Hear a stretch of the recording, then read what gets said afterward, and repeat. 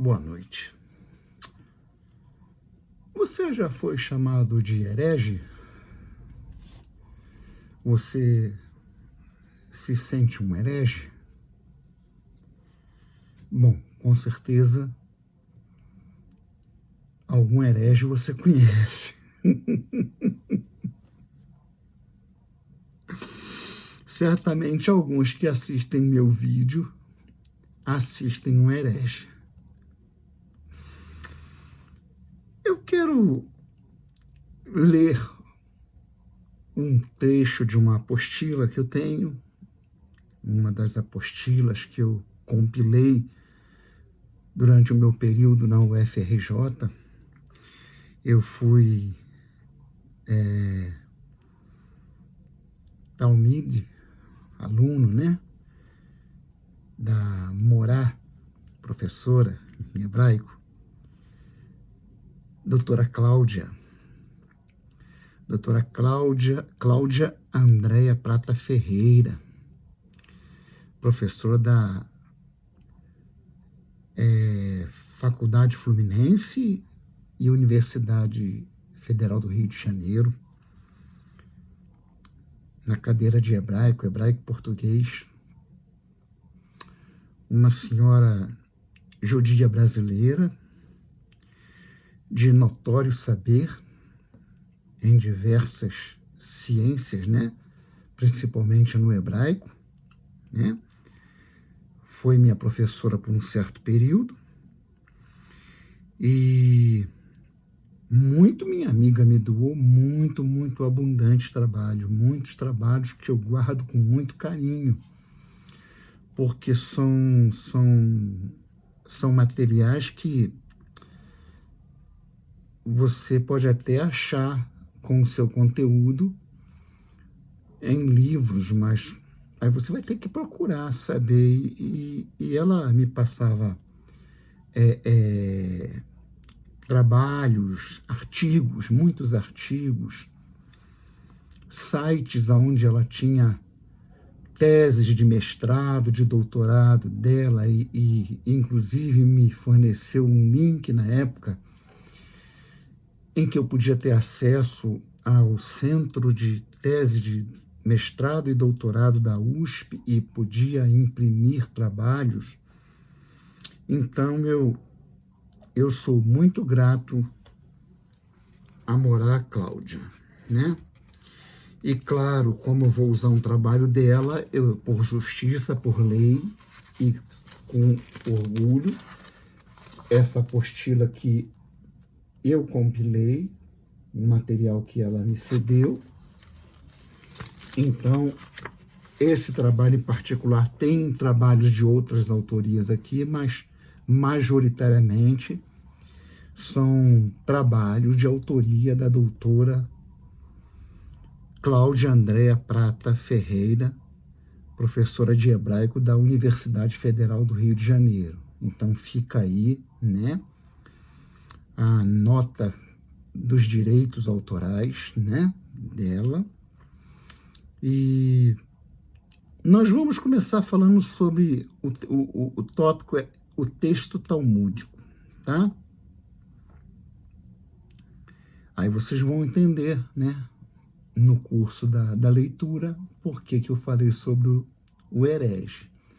Porque a gente pensa que quem nos ensinou tudo que é certo foi o cristianismo. Se você for pegar todos os dicionários, o Oás, o Michaelis, se você for ver o verbete herege, você vai ler definições tipo o que desvirtua uma doutrina, desencaminha os discípulos de determinada doutrina ou seita. Mas no universo hebraico, o herege nasce da ideia daquele que tinha um saber além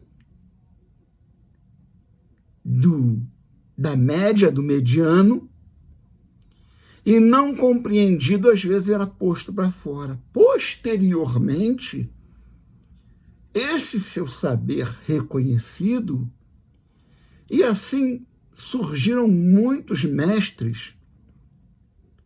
Então, essa ideia de que herege é sempre e desde sua origem negativo, é uma questão que tem que ser conversada e tratada com calma, com diálogo.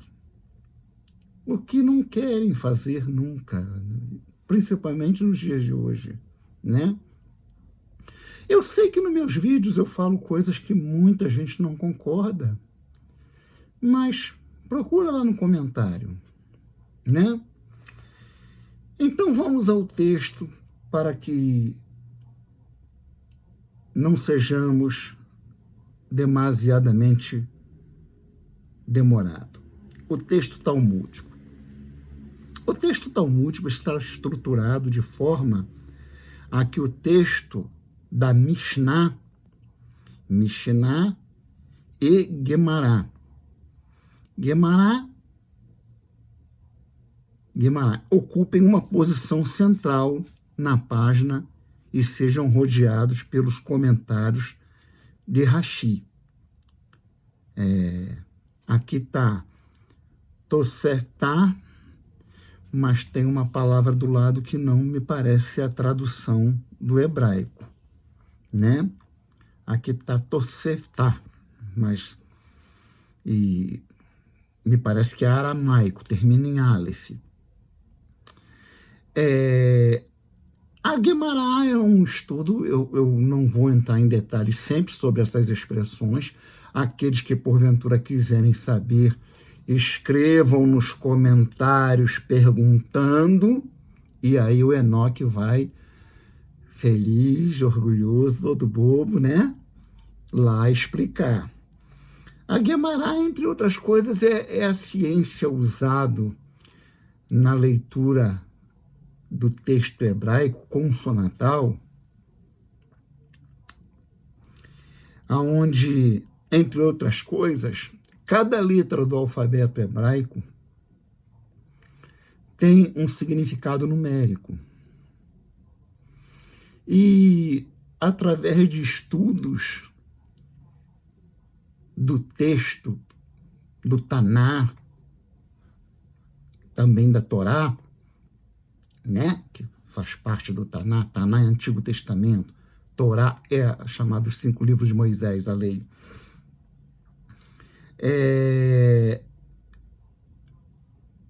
Os cabalistas, principalmente, descobrem, segundo eles afirmam, segredos, muitos segredos ocultos, segredos espirituais. A Mishnah é o estudo talmúdico da Torá, ok?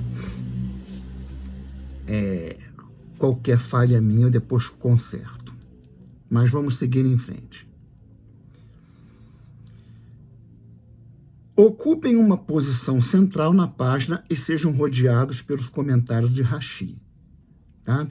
Ao lado destes, por sua vez, encontram-se comentários de outros sábios e referências às leis relativas às discussões.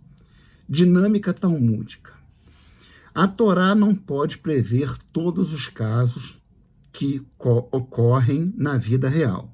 Por isso é preciso escolher entre 2 alternativas, ou dizer: este problema não está previsto na Torá.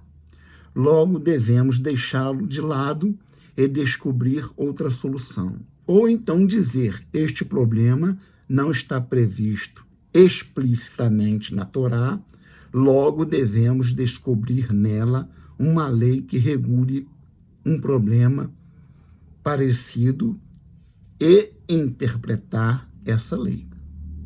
Para fazê-la aplicável também a este caso. A segunda alternativa foi escolhida pelos rabinos, que aplicaram toda a sua inteligência no sentido de descobrir na Torá as soluções para os problemas concretos. Exemplo: a Torá proíbe o culto a outros deuses. Eu sou o Senhor teu Deus, diz a palavra.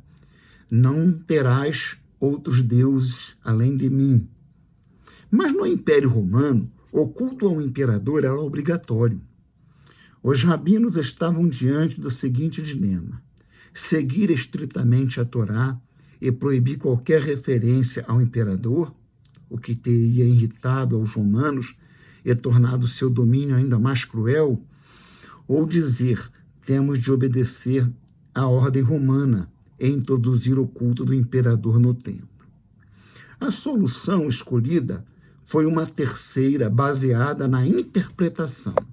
Em lugar de colocar uma estátua do imperador no templo, ficou resolvido oferecer um sacrifício em sua homenagem, coisa permitida pela Torá. Aí entra aquela questão. Eu estou lendo o texto. Isso não significa que eu concorde com isso. Tá? Só fiz essa introdução e vou seguir em frente.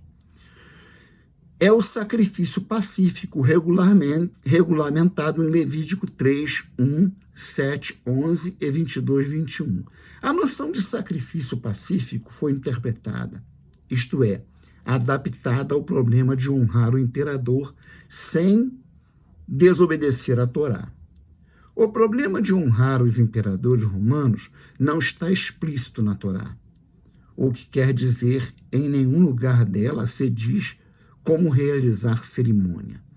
O que os rabinos fizeram neste caso foi procurar uma lei que, convenientemente interpretada, pudesse ser aplicada ao problema. O convenientemente interpretada aqui, entre vírgulas, ficou muito bem colocada pela Morá. Observando uma página talmúdica, vem à mente a ideia do sistema de links. Cada comentário abre uma janela, um acesso a outro comentário. Esse conjunto de janelas nos leva a outro lugar, mas permite que vejamos o texto em sua totalidade. O Talmud, que é a palavra, representa um trabalho de design gráfico inovador, que permite a abertura simultânea de várias janelas que se sobrepõem. Dessa forma, temos não apenas o comentário, mas comentário do comentário. E onde está o texto bíblico? Ele está presente em todas as janelas, em todos os comentários. O Talmud, com seus debates e comentários, é um exercício de procura do sentido originário do texto bíblico. Ler uma página talmúdica e observadas as devidas circunstâncias é ter uma experiência semelhante a quem navega em um site da internet e usufrui do acesso aos links. O texto é um tecido, um conjunto formado pelo entrelaçamento de fios. No Talmud, vemos a partir do texto bíblico a criação de comentários que vão se entrelaçando para formar um todo. Os comentários só têm sentido ser lidos e compreendidos como parte de um tecido e tendo como referência o texto bíblico. Discussão sobre questão de interpretação da tradição judaica. Algum tempo após o exílio babilônico, em hebraico, Galut Bavel, iniciou-se uma nova fase da história do judaísmo, que deu início ao judaísmo rabínico.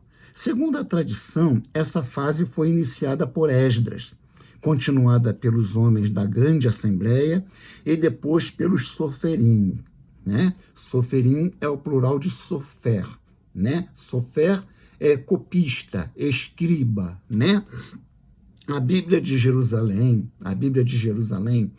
naquela passagem em que um doutor da lei vai perguntar a Yeshua: mestre, o que devo fazer para herdar a vida eterna? E o Senhor replica para ele: como você, o que está escrito na lei, como você interpreta?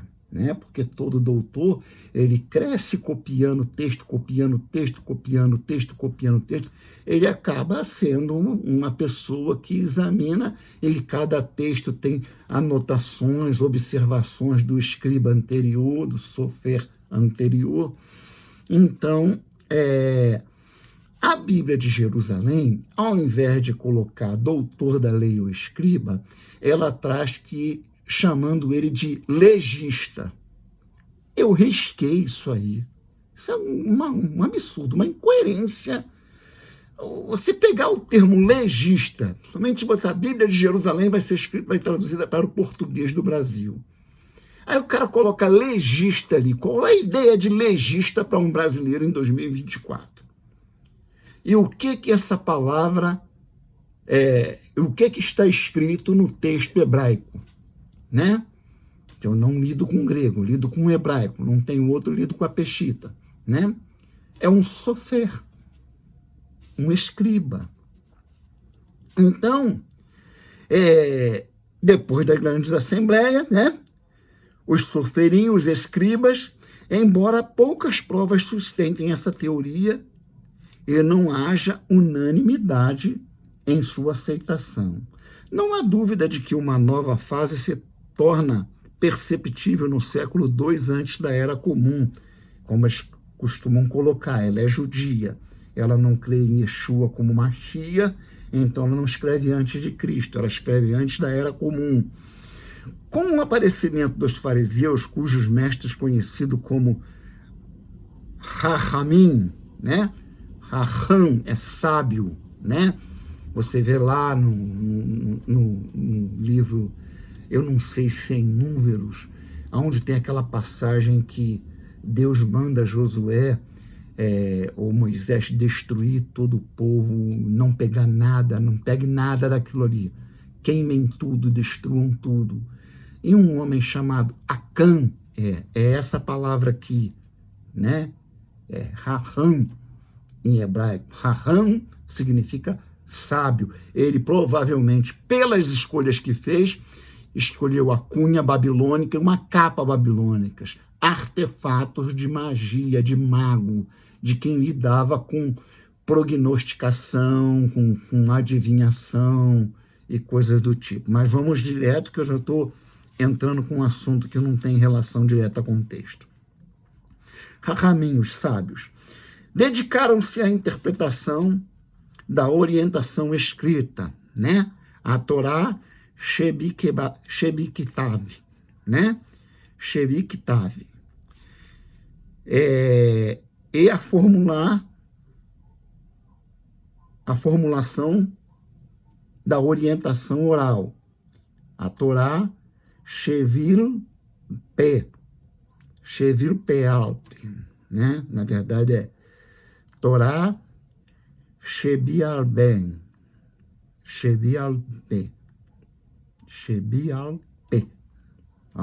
Dê direitinho aí, tá, Enoque? Torá Shebialpe, né? Fariseu. A palavra fariseu é derivada do hebraico parashá.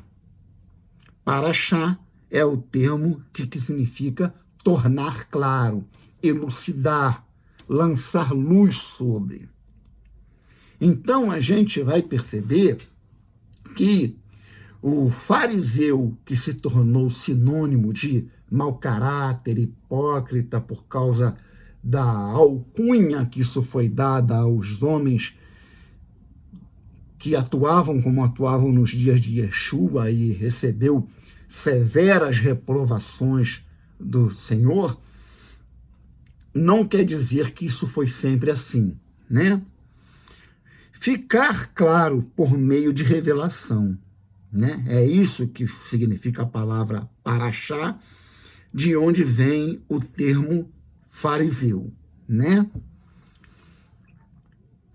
Explicação, fazer revelação, explicação ou tradução.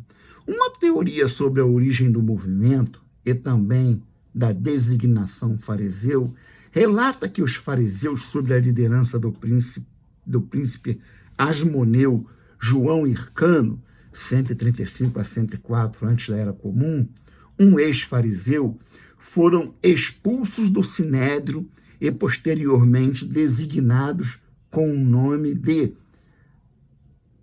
perushim, aqueles que causam distinção, separação. Vejam bem.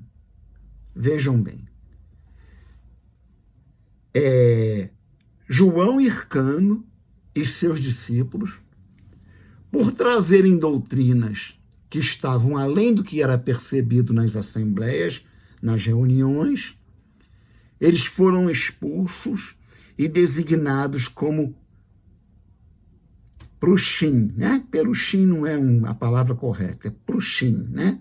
Porque tem um serê aqui no início da palavra, então fica um ezinho, mas a gente lê ele bem breve, é prushim, né? Prushim. Aqueles que causam distinção, separação.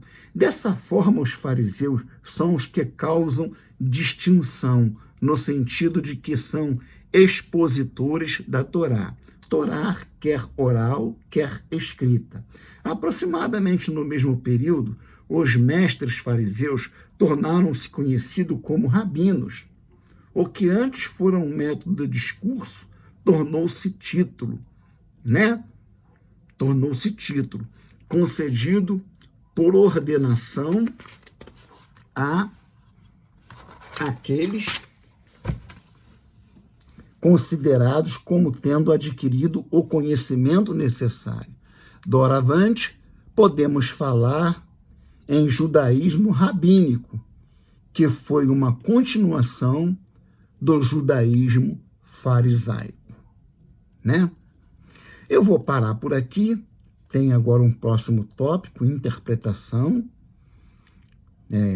Os rabinos continuaram com a mesma atividade da geração anterior, denominada de sábios, né? Os Chachamim, né? A interpretação das escrituras tornou-se conhecida como Midrash. Midrash quer dizer, uma palavra quer dizer interpretação, né? É disso tudo que vai nascer o Talmud lá na Babilônia, o Talmud de Babel, né? Eles começaram a refletir sobre seus erros, sobre tudo que eles fizeram, tudo que aconteceu e que levou Deus a fazer aquela tragédia, aquele desastre que foi eles serem levados para o reino da Babilônia. Não? Eu vou encerrar por aqui. Espero que isso tenha trazido algum esclarecimento. Se despertar alguma curiosidade, podem fazer perguntas e eu estarei prontamente respondendo na medida da minha capacidade, da minha possibilidade, né? Tem material aqui, as questões estão sempre aqui para a gente dar resposta, né? Mas eu achei interessante como, em certo momento, alguém que é tirado do meio, porque é tido como aquele que causa divisão, né? Eu fui chamado de herege porque há 25 anos atrás eu reprovava, como reprovo veementemente, a prática de dízimo na igreja, né? Que é uma prática nefasta, né? E que não tem nenhum respaldo para se fazer dentre aqueles, eu falei igreja, quem me conhece sabe que eu não concordo mais com isso, mas entre aquele povo que se diz o povo do Mashiach, o povo do Senhor, né? E estou sempre pronto a dar amplo esclarecimento usando a Bíblia para provar que o que eu estou falando está respaldado no Novo Testamento. E quando eu digo Novo Testamento, estou falando de Evangelho não, tá? Porque Evangelho não é Novo Testamento, Evangelho é Torá, é tempo da lei, Torá não, desculpe, é Taná ainda. Na prática histórica, ele ainda é o Taná, né? A nova aliança vai surgir quando cumpre-se a promessa do Senhor, em que o Espírito de Deus vem sobre os discípulos e eles agora são salvos, cheios de poder para pregar e anunciar a nova aliança. Shalom.